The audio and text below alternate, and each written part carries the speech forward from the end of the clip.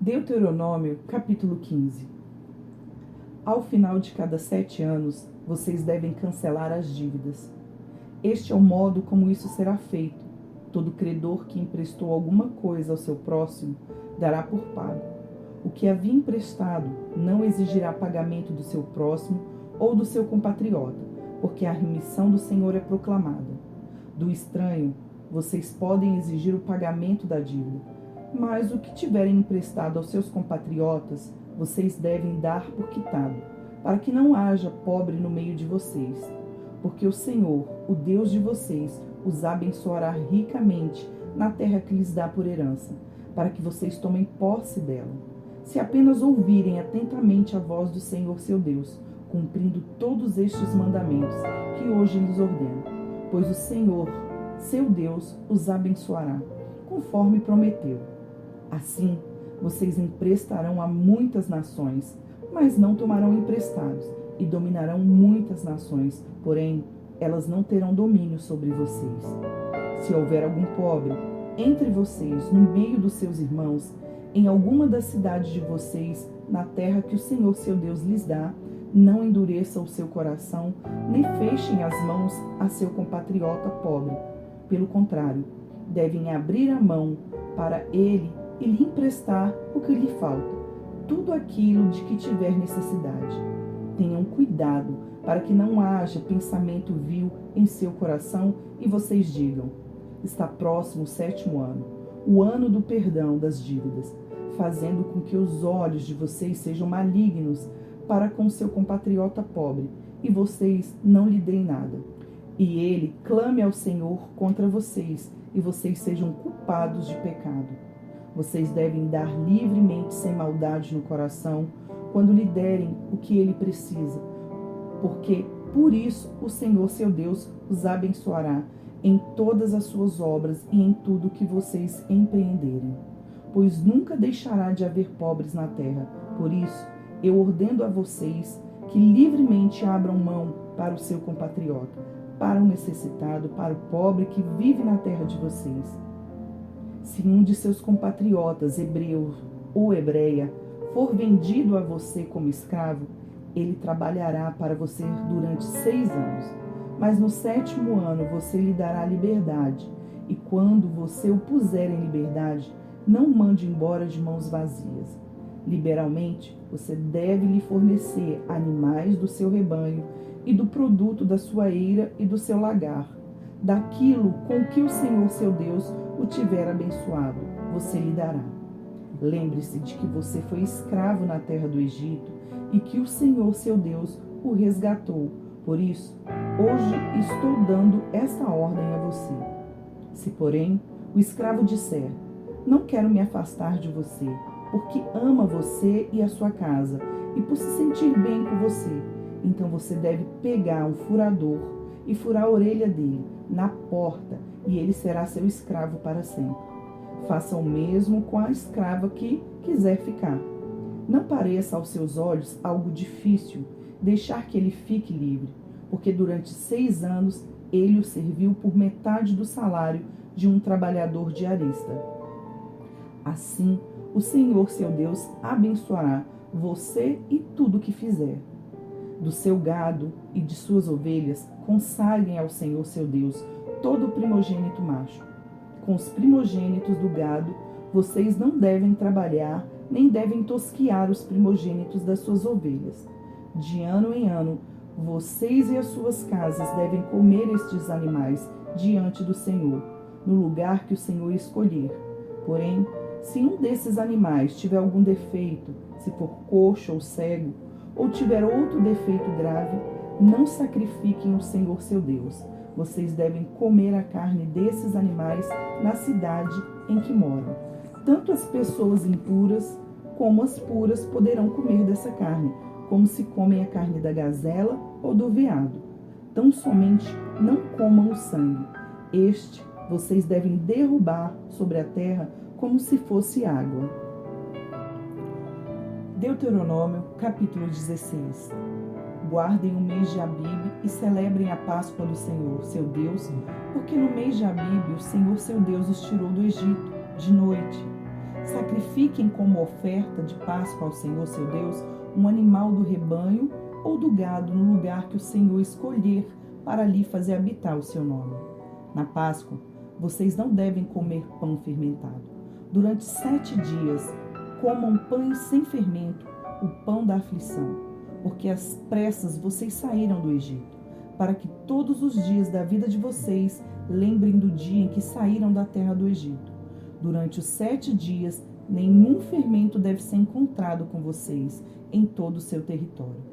Também da carne do animal que vocês sacrificarem à tarde, no primeiro dia, nada deve ficar até a manhã seguinte. Vocês não podem sacrificar a Páscoa em nenhuma das cidades que o Senhor, seu Deus, lhes dá, a não ser no lugar que o Senhor, seu Deus, escolher para ali fazer habitar o seu nome. Ali, vocês devem oferecer o sacrifício da Páscoa à tarde, ao pôr do sol, na hora em que saíram do Egito. Cozinhem e comam a carne no lugar que o Senhor, seu Deus, escolher. Na manhã do dia seguinte, vocês podem voltar para suas tendas. Durante 6 dias, comam pães sem fermentos. E no 7º dia, haverá reunião solene ao Senhor, seu Deus. Não façam nenhum trabalho nesse dia. Contem 7 semanas. Quando começarem a fazer a colheita, iniciem a contagem das 7 semanas. Celebrem a festa das semanas ao Senhor, seu Deus, com ofertas voluntárias trazidas por vocês, segundo o Senhor, seu Deus, os tiver abençoado. Alegrem-se diante do Senhor, seu Deus, vocês e os seus filhos, as suas filhas, os seus escravos, as suas escravas, os levitas que moram nas cidades de vocês, os estrangeiros, os órfãos e as viúvas, que estão no meio de vocês, no lugar que o Senhor, seu Deus, escolher para ali fazer habitar o seu nome. Lembrem-se de que vocês foram escravos no Egito. Guardem e cumpram estes estatutos. A festa dos tabernáculos deve ser celebrada durante 7 dias, depois que tiverem recolhido o produto da eira e do lagar. Alegrem-se nessa festa vocês e os filhos e as suas filhas, os seus escravos, as suas escravas, os levitas, os estrangeiros, os órfãos e as viúvas que moram na cidade de vocês. Durante 7 dias, vocês celebrarão a festa ao Senhor, seu Deus, no lugar que o Senhor escolher, porque o Senhor, o Deus de vocês, os abençoará em todas as suas colheitas e em tudo que vocês fizerem, e por isso vocês certamente poderão se alegrar. 3 vezes por ano, todos os homens israelitas devem apresentar-se diante do Senhor, seu Deus, no lugar que ele escolher, nas festas dos pães sem fermento, na festa das semanas e na festa dos tabernáculos. Não devem se apresentar de mãos vazias diante do Senhor, mas cada um oferecerá na proporção em que possa dar, segundo a bênção que o Senhor, seu Deus, lhe houver concedido. Nomeiem juízes e oficiais em todas as cidades que o Senhor, seu Deus, lhes der entre as suas tribos, para que julguem o povo com justiça. Vocês não devem torcer a justiça, não devem tratar as pessoas com parcialidade, nem aceitar suborno, porque o suborno cega os olhos dos sábios e subverte a causa dos justos. Sigam a justiça, somente a justiça, para que vivam e herdem a terra que o Senhor, seu Deus, lhes dá. Não estabeleçam um poste da deusa Será, plantando qualquer árvore junto ao altar que vocês construírem para o Senhor, seu Deus. Nem levantem coluna, porque isso o Senhor, o Deus de vocês, odeia. Jó, capítulo 11. Então Zofar, o Naamatita, tomou a palavra e disse: Será que todas essas palavras ficarão sem resposta? Por acaso tem razão o falador? Você pensa, Jó, que o seu palavreado fará calar os homens? E quando você zomba, pensa que não haverá ninguém que o envergonhe? Pois você diz: a minha doutrina é pura e sou limpo aos olhos de Deus. Mas quem dera que Deus falasse e abrisse os seus lábios contra você, e lhe revelasse os segredos da sabedoria, pois a verdadeira sabedoria é multiforme. Saiba, portanto, que Deus permite que seja esquecida parte da sua iniquidade. Será que você pode desvendar os mistérios de Deus ou descobrir a perfeição do Todo-Poderoso? A sabedoria de Deus é mais elevada do que os céus. O que você poderá fazer? Ela é mais profunda do que o abismo. O que você poderá saber? A sua medida é mais longa do que a terra e mais larga do que o mar. Se ele passa, prende alguém e chama o juízo. Quem o poderá impedir? Deus conhece os homens falsos e, sem esforço, vê a iniquidade. Mas os tolos se tornarão sábios quando a cria de uma jumenta selvagem nascer homem. Se você dispuser o coração e estender as mãos para Deus, se lançar para longe a iniquidade de suas mãos e não permitir que a injustiça habite na sua tenda, então você levantará o seu rosto sem mácula, estará seguro e não temerá, pois você esquecerá os seus sofrimentos e só lembrará deles como de águas passadas. A sua vida será mais clara que o meio-dia, ainda que haja trevas, serão como o amanhã. Você se sentirá seguro, porque haverá esperança. Olhará ao redor e dormirá tranquilo. Você se deitará e ninguém irá atemorizá-lo, e muitos procurarão obter o seu favor.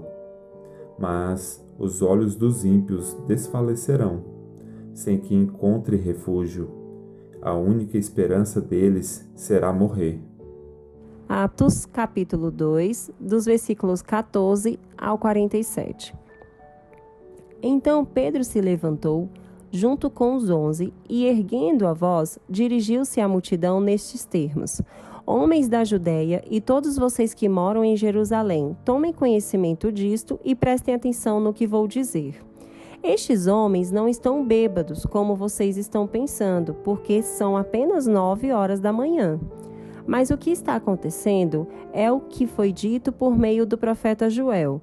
E acontecerá nos últimos dias, diz Deus, que derramarei o meu espírito sobre toda a humanidade. Os filhos e as filhas de vocês profetizarão, os seus jovens terão visões e os seus velhos sonharão. Até sobre os meus servos e sobre as minhas servas derramarei o meu espírito naqueles dias e profetizarão.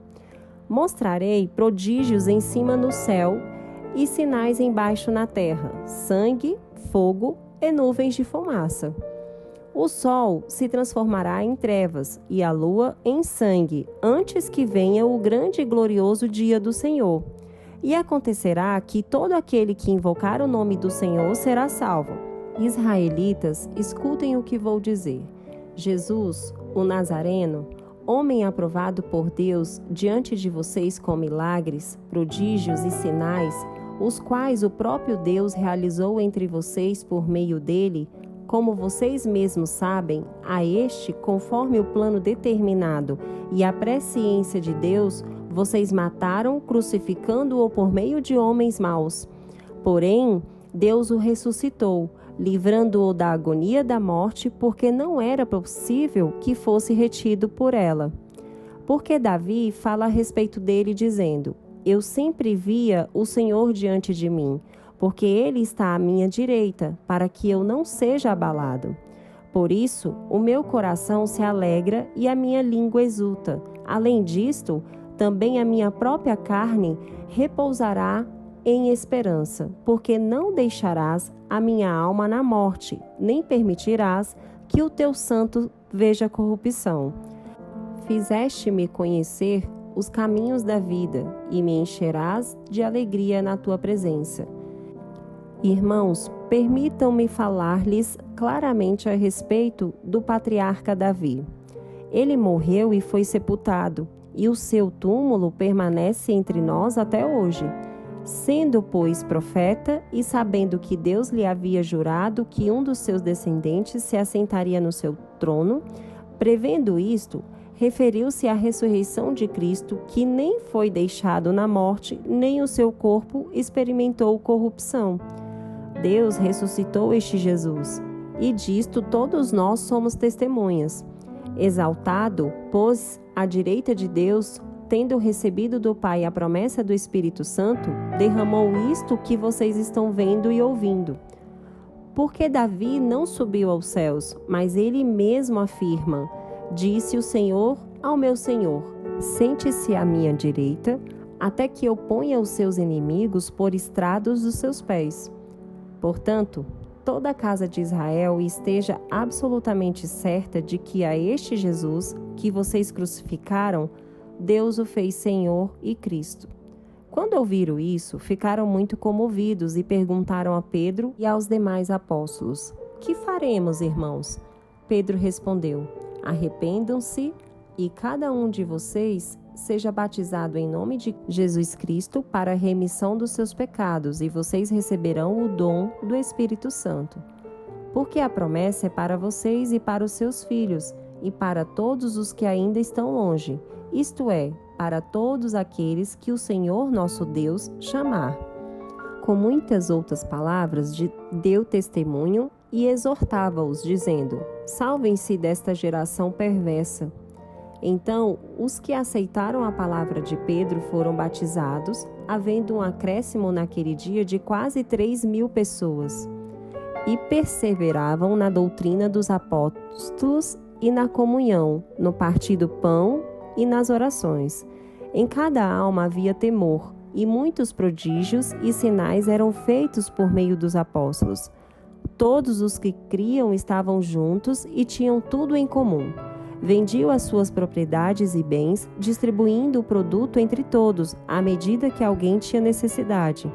Diariamente perseveravam unânimes no templo, partiam pão de casa em casa e tomavam as suas refeições com alegria e singeleza de coração, louvando a Deus e contando com a simpatia de todo o povo. Enquanto isso, o Senhor lhes acrescentava dia a dia os que iam sendo salvos. Curta, comente e compartilhe.